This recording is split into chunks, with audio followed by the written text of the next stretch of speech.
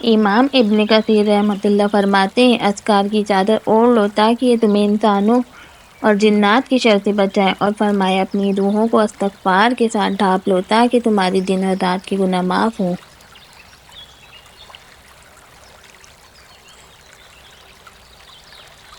جمعرات کا سورج جب غروب ہو جائے تو محبوب صلی اللہ علیہ وسلم پر درود کی تعداد بڑھاؤ۔ آج کا آپ کا ٹاسک یہ ہے اپنی زندگی کچھ قیمتی لمحات نکال کے ان کلمات کو جتنی کثرت سے پڑھ سکے ضرور پڑھیں۔ درود شریف کم 200 دفعہ پڑھنا نہ بھولیں۔ اہل غزہ کو دعاؤں میں لازمی یاد رکھیں۔ شفا تو ہر وقت مانگنی چاہیے، صرف بیماریوں سے نہیں، حد سے بڑی ہوئی خواہشات سے، کسی خلاف پیدا ہونے والے بغض اور حسد سے، دل کو گرد آلود کر دینے والی سوچوں سے، ذہنی سکون چھین لینے والے انسانوں سے۔ پیارے نبی صلی اللہ علیہ وسلم کی پیاری سنتیں۔ وضو کی سنتیں۔ وضو گھر میں کرنا۔ ایک حدیث میں ہے کہ رسول اللہ صلی اللہ علیہ وسلم نے فرمایا، جو شخص اپنے گھر میں وضو کرے اور فرض نماز ادا کرنے کے لیے مسجد کی طرف چل کر جائے تو اس کے ایک قدم پر اس کی ایک غلطی مٹا دی جاتی ہے اور دوسرے پر اس کا ایک درجہ بلند کر دیا جاتا ہے۔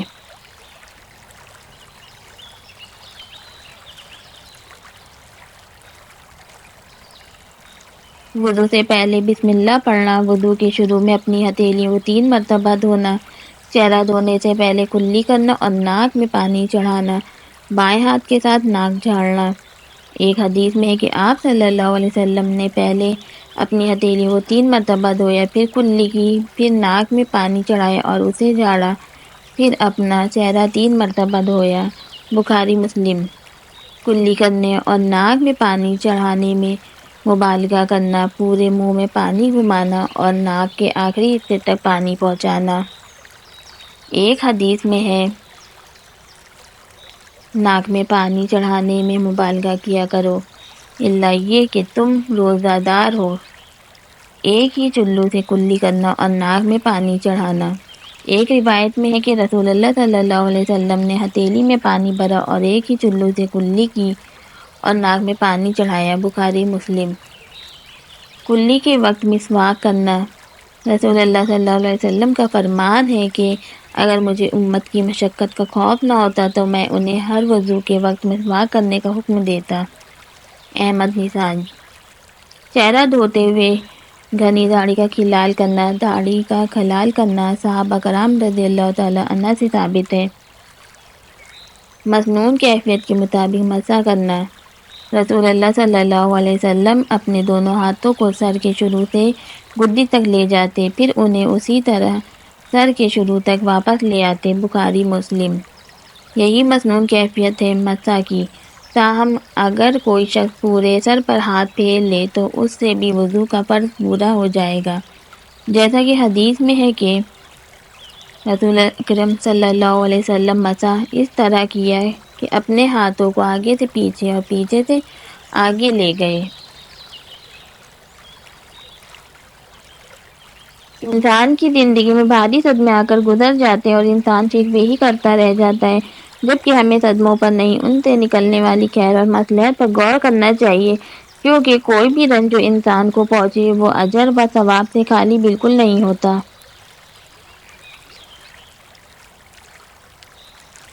محبت۔ پیدا ہوئے لبوں پہ ایک ہی جملہ تھا، یا اللہ میری امت کی مغفرت فرما۔ حیوانات کو انسانیت سکھائی، ماں باپ، بہن بھائی، بیوی اور بیٹی کا درجہ بتایا، رحم دلی اور محبت کی ایسی ایسی مثالیں قائم کی جو آج تک دیکھنے کو نہیں ملتی۔ صلی اللہ علیہ وسلم۔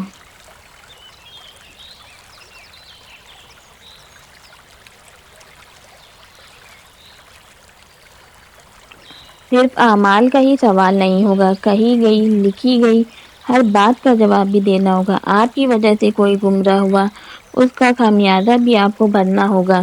ہو سکتا ہے آپ کسی کو کسی کے خلاف بھڑکا کے خود اسی بندے ساتھ نارمل ہو جائیں اور دوسرا شخص نفرت میں مبتلا ہو جائے، جواب آپ کو اس کا بھی دینا ہوگا۔